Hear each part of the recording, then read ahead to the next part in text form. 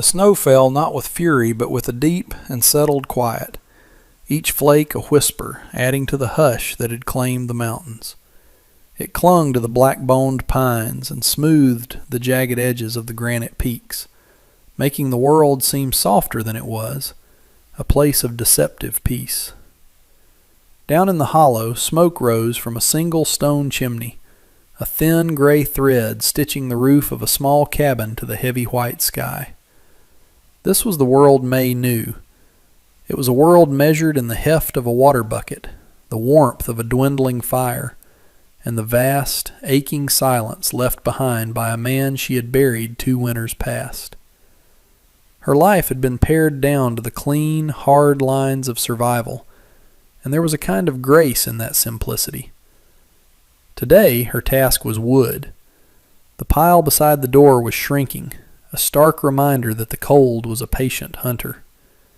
She pulled her late husband's heavy coat over her own worn dress, a pale pink fabric that seemed a foolish memory of a gentler season. With a basket looped over her arm, she stepped into the deep cold, her boots sinking into the powder, leaving small, lonely pools of shadow behind her. The forest floor was a tapestry of white and gray, and she moved through it with a familiar rhythm, her eyes scanning for the fallen limbs and dry branches the wind had gifted her. She worked without haste, her breath pluming in the frigid air. It was in this profound stillness that she saw it first, a patch of darkness against the snow that did not belong. Not a rock, not a fallen log. It was a horse, a great black beast standing motionless, its head bowed, steam jetting from its nostrils. A horse meant a rider. Her heart, usually so steady, gave a sharp, painful knock against her ribs. She froze, listening, but there was no sound save the soft sigh of snow falling from a burdened branch. Curiosity, a dangerous luxury, pulled her forward. She moved from the cover of one tree to the next, her steps now soundless. The horse shifted its weight, its gaze fixed on something just beyond her line of sight. And then she saw him. A man, immense in his winter furs, was bound to the trunk of an ancient oak. His head was slumped forward, a cascade of dark hair hiding his face. Ropes, thick and cruel, cut into his wrists and chest, holding him fast against the bark. There was a dark stain spreading across the snow at his feet, a stain the falling flakes were trying and failing to erase. A cold dread, far colder than the air, washed over her. This was not her concern. This was the violence of men, a language she had tried to unlearn. To walk away was wisdom. To turn back to her small, safe cabin was survival. She took a step back, the snow crunching under her boot. The black horse lifted its head and looked directly at her, its eyes dark and intelligent, a silent plea. The man groaned, a low, guttural sound of pure misery that cut through the forest's quiet and went straight into her soul. Survival was one thing. Humanity was another. She stood between the two, a small woman in a faded pink dress, her basket of sticks suddenly feeling impossibly light. She let the basket fall. The dry branches scattered across the snow, a small, inconsequential mess in a world that had just presented her with a monumental one. Her hand went to the small utility knife she kept at her belt, its handle worn smooth from years of use, for cutting twine, for cleaning vegetables, for the 100 small tasks that made up a life. It was not a weapon, but it was all she had. The black horse watched her approach, its ears pricked, but it made no move to stop her.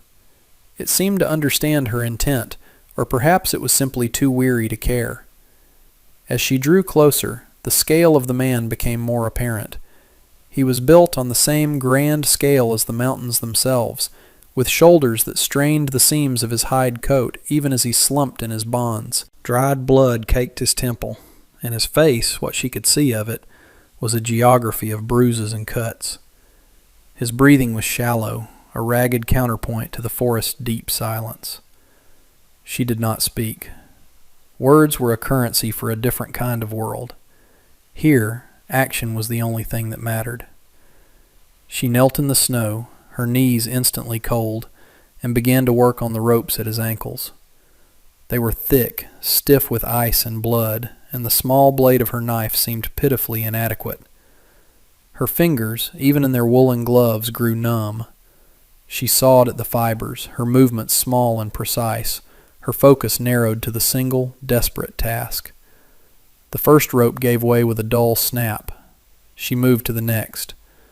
The horse huffed, a warm cloud of breath, and nudged her shoulder gently, as if in encouragement.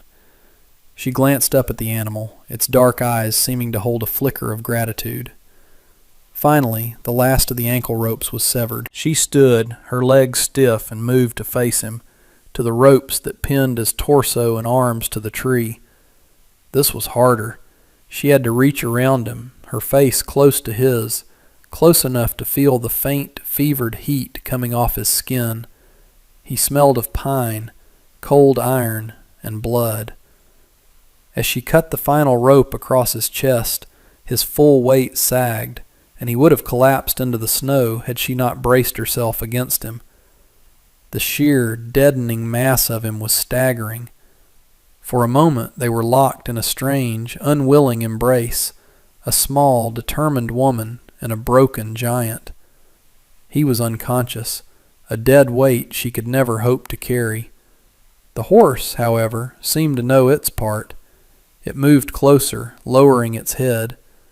With an effort that made her muscles scream in protest, she managed to haul the man's upper body over the saddle. He draped over it like a felled tree, his arms hanging limp. Getting him home would be a slow, arduous journey, a desperate pilgrimage through the snow. She took the horse's reins, her small hand firm on the cold leather, and began the long walk back to the thin column of smoke that marked the only sanctuary she had. The cabin door groaned in protest as she pushed it open, the scent of pine smoke and dried herbs spilling out into the cold air. Maneuvering the unconscious man through the narrow opening was a battle of leverage and will. He was a creature of the wilderness, too large for this small, contained space, and getting him from the horse to the narrow cot by the hearth felt like trying to move a mountain 1 inch at a time. Finally, he was there, lying on the simple bed that had once been her husband's, his enormous frame overwhelming it. The black horse stood patiently outside, its reins looped over the porch railing, its presence a silent, looming responsibility. May's first priority was the fire. She fed it logs until it roared, casting flickering shadows that danced across the man's still face. Only then did she turn her full attention to him. With a basin of warm water and clean rags, she began the slow, methodical work of tending to his wounds. She cut away the stiff, blood-soaked fabric of his shirt, revealing a torso mapped with bruises. The ropes had left deep, raw abrasions on his wrists and chest. There was a nasty gash on his forehead, hidden beneath the tangle of dark hair, and his hands were a mess of split knuckles and frozen skin. She worked with a quiet, practiced efficiency, her movements gentle but firm. This was a familiar language to her, the language of care, of mending what was broken. She cleaned each cut, applied a salve of her own making, and bound his wrists with clean linen. Throughout it all, he did not stir. He was a vessel of stillness, his life hanging by a thread she was now holding in her hands. She brewed a thin, savory broth on the stove, its aroma filling the small room. She knew he could not eat, but the act of preparing it was a prayer, an affirmation of life in the face of so much violence. As she worked, her mind raced. Who was he? And more importantly, who were the men who had left him to die in the snow? They had left him alive, tied to a tree. It was not a killing. It was a message, a warning left for the wolves and the cold to finish. By bringing him here, she had intercepted that message. She had stepped into a story that was not her own, and she knew, with a certainty that settled deep in her bones, that the authors of that story might come looking for their ending. The risk was immense. Her solitude was her shield, and she had just invited the world, in its most brutal form, across her threshold. She looked at the man on the cot. His face softened slightly in the firelight, and felt not regret, but a stubborn, unyielding resolve. She had made her choice in the snow, and she would see it through. For 2 days the man drifted in a fevered haze, his world a place of shadow and whispered words she could not understand. May moved around him like a ghost, her life reordered by his presence. She kept the fire blazing, melted snow for water, and forced spoonfuls of warm broth between his cracked lips. She sat with him through the long, silent nights, listening to the rhythm of his breathing, a fragile sound against the howl of the wind outside. His horse remained a steadfast sentinel, occasionally pawing at the snow-covered ground but never straying. She took it water and what little grain she could spare, feeling a strange kinship with the loyal beast. On the 3rd morning the fever broke. She was wiping his brow with a cool, damp cloth when his eyes fluttered open. They were not the hazy, unfocused eyes of a sick man, but the sharp, startlingly clear eyes of a predator. They were the color of moss in deep forest shade, and they pinned her in place, full of a raw, potent awareness. He tried to sit up, a groan tearing from his chest as his battered body protested. "Easy," she said, her voice quiet but firm. It was the first word she had spoken to him. She placed a hand gently on his shoulder, and to her surprise he stilled. He looked at her, his gaze taking in her face, the simple cabin, the fire and the hearth. Then his eyes fell to his bandaged wrists. He flexed his fingers slowly, a flicker of something unreadable in his expression. "Who are you?" he asked, his voice a low, gravelly rumble, rough from disuse. "May," she replied simply. She offered him a cup of water, holding it to his lips. He drank deeply, his eyes never leaving hers. "Ronan," he said, after he had finished. "My name is Ronan." He tried to push himself up again, more slowly this time. "My horse?" "Outside, safe." The dialogue was sparse, each word a stone dropped into a deep well of silence. He was assessing her, and she was assessing him. She could see the strength coiled in him, even now, when he was so obviously weakened. He was not a man accustomed to helplessness. "Why?" he asked, the single word encompassing everything, the rescue, the care, the risk. May simply wrung out the cloth in the basin of water. She did not have an answer that would make sense in his world of violence and survival. Her reasons were quieter, rooted in a place of memory and loss, in the simple, unwavering belief that no living thing should be left to die alone in the cold. "You were hurt," she said, as if that explained everything. And in her world, it did. She saw a flicker of confusion, then a dawning respect in his moss-green eyes. He said nothing more, but leaned back against the cot, a silent acknowledgment passing between them. The trust was not yet built, but the first foundation stone had just been laid. The days that followed settled into a new, shared rhythm. A quiet domesticity unfolded within the 4 walls of the cabin, an unspoken truce between the wounded giant and his reluctant savior. Ronan spent most of his time on the cot, his body slowly, painstakingly knitting itself back together. He was a man of immense patience, a patience born, May suspected, of long hours spent tracking or waiting in a hunter's blind. He watched her. He watched the way she moved, the economy of her actions as she stoked the fire, kneaded dough, or mended a tear in her dress. He watched her hands, which were never idle, always engaged in the practical magic of keeping a life afloat in the harsh wilderness. She in turn was acutely aware of his presence. The small cabin, once a kingdom of her own solitude, now felt charged with a different energy. His quiet breathing was a constant sound beneath the crackle of the fire. His sheer size seemed to shrink the room, yet he took up less space than any man she had ever known, his stillness a form of respect for her domain. He spoke little, and she asked no questions. His past was a locked room, and she had no desire to pick the lock. Her own past was a quiet garden she tended alone. Their silence was not empty.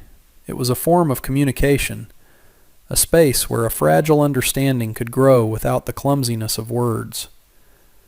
One afternoon, as she sat near the fire, patching one of his torn shirts, the needle moving in and out of the thick fabric, he spoke. "That needle is too small for that work," he said, his voice still raspy. She looked up. He was watching her hands, his expression serious. "It is the only one I have," she replied. He nodded slowly. The next day, while she was outside feeding the horse, he managed to push himself off the cot. When she returned, she found him sitting on the floor by the hearth, a small piece of wire from his pack in his hands.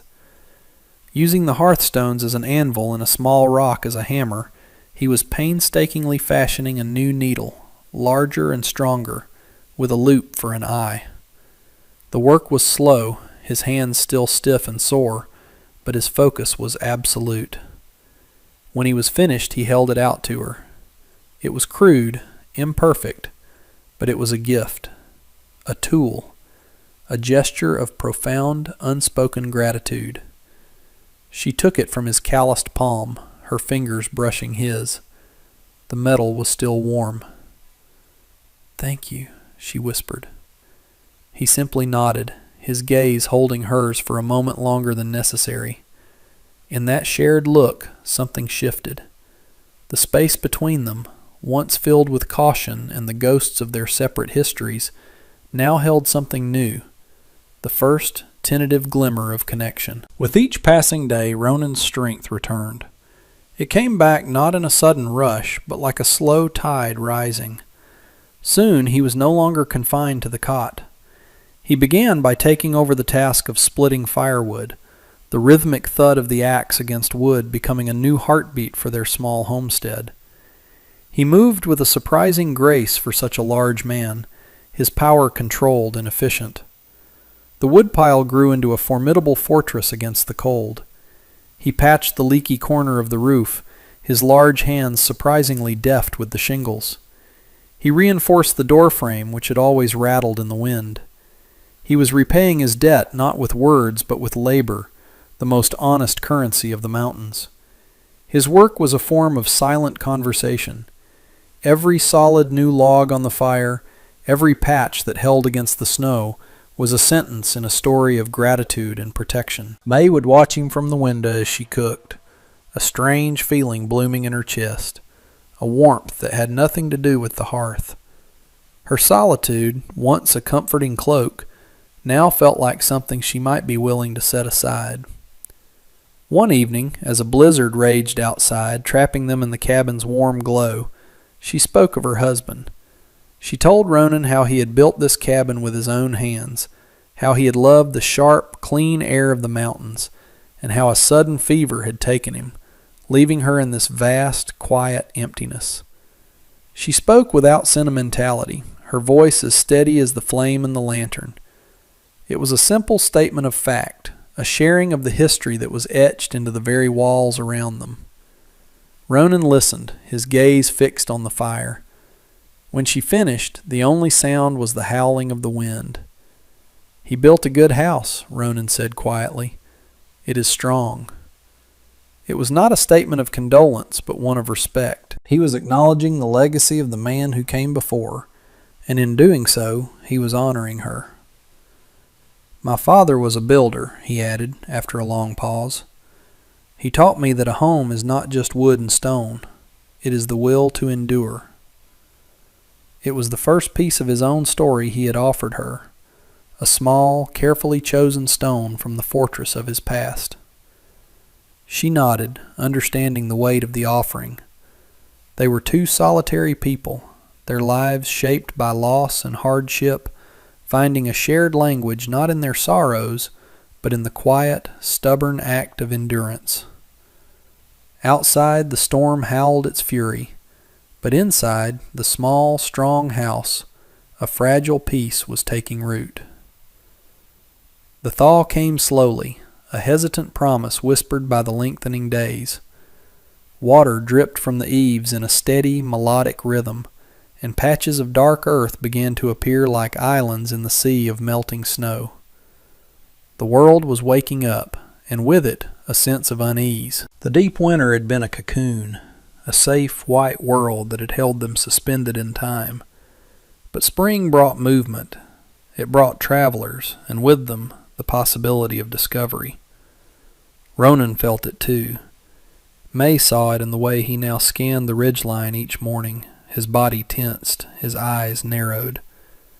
The peace they had built was a fragile thing, a house of cards on the edge of a rumbling table. The danger that had been buried by the snow was now uncovered. The first sign came one afternoon when Ronan was checking his snares at the edge of the woods. He returned to the cabin not with a rabbit, but with a face like carved granite. He said nothing, but walked to the small window and stood there for a long time, looking out at the trail that led down from the pass. "What is it?" May asked, her voice barely a whisper. He turned to face her, and the quiet stillness she had come to know in him was gone, replaced by a cold, lethal alertness. "They're close," he said. "They left a marker, a stripped sapling, just down the trail. It's how they talk to each other."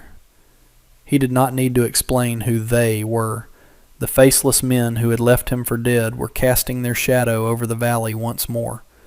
Fear, cold and sharp, pierced through the warmth May had begun to feel. Her first instinct was survival, the old familiar reflex. She could tell him to leave. She could send him and his danger away and retreat back into the safety of her solitude. It would be the smart thing to do, the sensible thing. Her life was her own, and she had no obligation to fight his battles. But when she looked at him, she did not see a stranger's battle. She saw the man who had mended her roof, who had chopped her wood, who had listened in the firelight as she spoke of her grief. She saw the crude but perfect needle he had made for her, a symbol of a debt he felt had never been fully paid. She walked to the hearth and picked up the rifle that had belonged to her husband. It rested above the mantelpiece, untouched for 2 years, a relic of a life that was over. She ran a hand over the smooth, cool wood. She did not know how to fight, but she knew what it meant to stand her ground. She turned back to Ronan, the heavy rifle in her hands. "This is my home," she said, her voice clear and steady. "We will not run from it." The men came at dusk, 3 of them on horseback, dark silhouettes against the bruised purple sky. They did not ride like hunters or trappers. They rode with the lazy arrogance of men who believed the world belonged to them. Ronan had been waiting for them. He stood just inside the cabin, the door slightly ajar, his large frame cloaked in shadow. May was by the hearth, the rifle clutched in her hands, its weight both terrifying and reassuring. Her heart hammered against her ribs, a frantic drumbeat in the tense silence. The lead rider dismounted, his spurs jingling with a sound that felt like a desecration in the quiet evening air. He sauntered toward the cabin, a cruel smile playing on his lips. "Well, look what we have here," he called out, his voice slick with menace. "The big man found himself a little bird to keep his nest warm." He stopped a few feet from the porch, his eyes scanning the cabin. "We had a deal, Ronan. You were supposed to stay away from the valley. We left you a warning. Seems you didn't take it seriously." "The valley is not for you, Corcoran," Ronan's voice boomed from the shadows of the cabin, low and resonant with a promise of violence. The man named Corcoran chuckled, a dry, ugly sound. "Everything is for us, you simple giant. Now, you can come out, and we can finish what we started. Or we can burn this little shack to the ground with your bird still in it." That was the moment. The threat against her home, was the spark that lit the fuse. Ronan moved not like a man, but like an avalanche. He burst through the door, a blur of motion and fury. He was on Corcoran before the man could even reach for the pistol at his hip. The sound of the impact was sickening, a crack of bone and a grunt of shocked pain. The other 2 men, startled, fumbled for their own weapons. But the black horse, which had been standing quietly by the trees, suddenly reared up with a piercing scream, its powerful hooves lashing out. One of the men was knocked from his saddle, his cry of pain cut short as he hit the ground hard. The third man, seeing his companions so swiftly and brutally dispatched, lost his nerve. He yanked his horse's reins, turning the panicked animal and spurring it back down the trail, disappearing into the growing darkness. It was over in seconds. Ronan stood over Corcoran's crumpled form, his chest heaving, his face a mask of cold rage. The second man was groaning on the ground, clutching a broken arm. Ronan looked at him, and the man scrambled backward in the mud and melting snow, his eyes wide with terror. "Go," Ronan commanded, his voice a low growl, "and do not come back. Tell anyone who asks that this mountain is protected." The man needed no further encouragement. He staggered to his feet and fled into the night. Ronan stood there for a long moment, the violence slowly receding from him, leaving him looking vast and lonely in the twilight. May lowered the rifle, her hands trembling.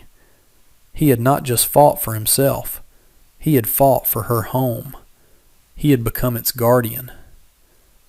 The silence that descended after the men fled was deeper and more profound than any that had come before. It was a silence earned, a quiet that had been paid for with violence. The air was thick with the metallic scent of fear and the raw, earthy smell of the thawing ground. Ronan turned and walked back to the cabin, his movements slow and weary. The fury that had transformed him was gone, and in its place was a deep, bone-felt exhaustion.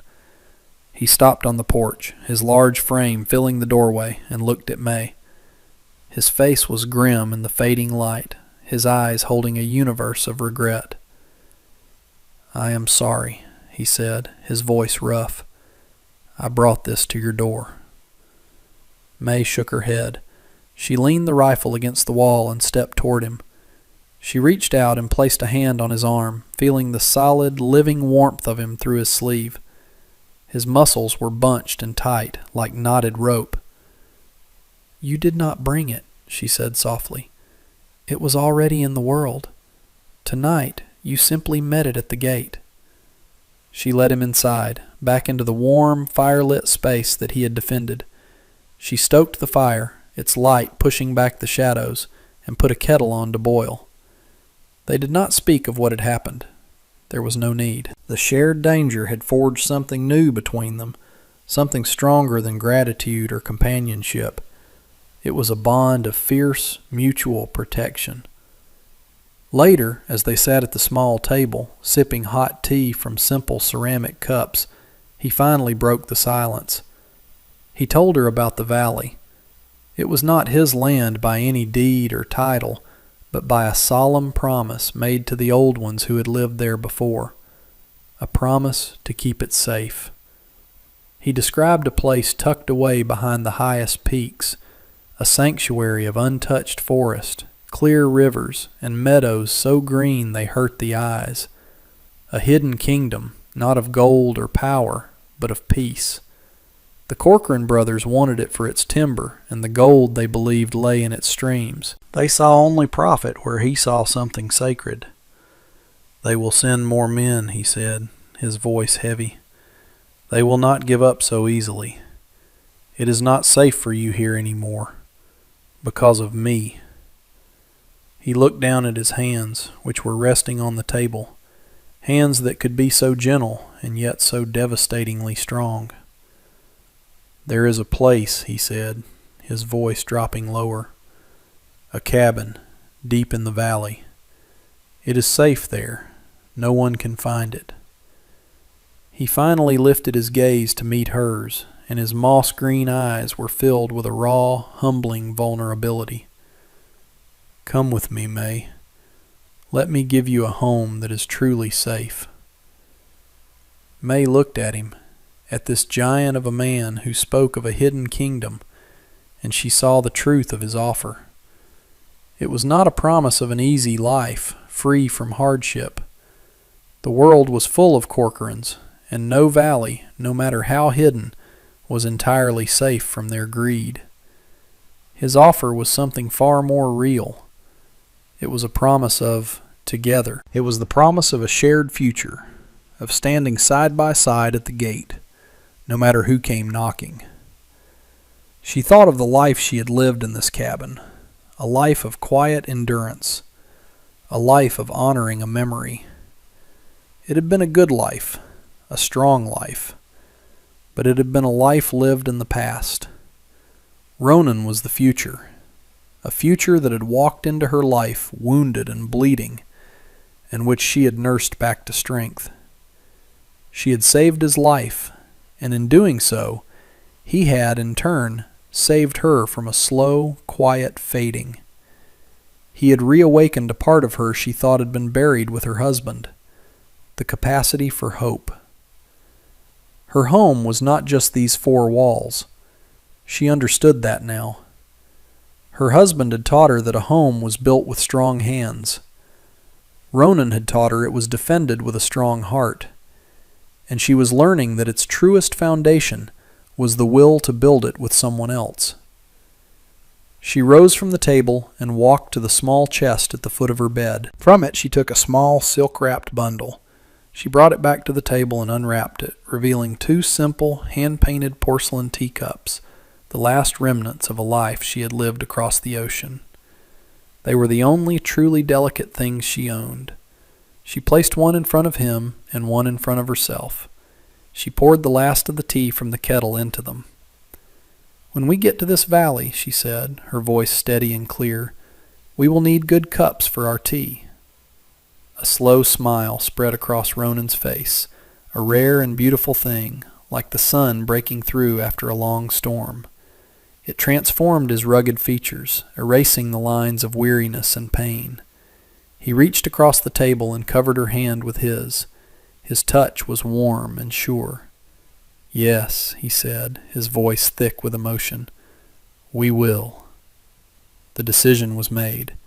Not with a grand declaration, but with a simple, shared cup of tea. It was a promise, sealed in the quiet warmth of the cabin, a pact made between two survivors who had found in each other a reason to build again. The kingdom he offered was not a place on a map. It was the space they would carve out for themselves, together, against the vast and unforgiving wilderness. It was a kingdom of two.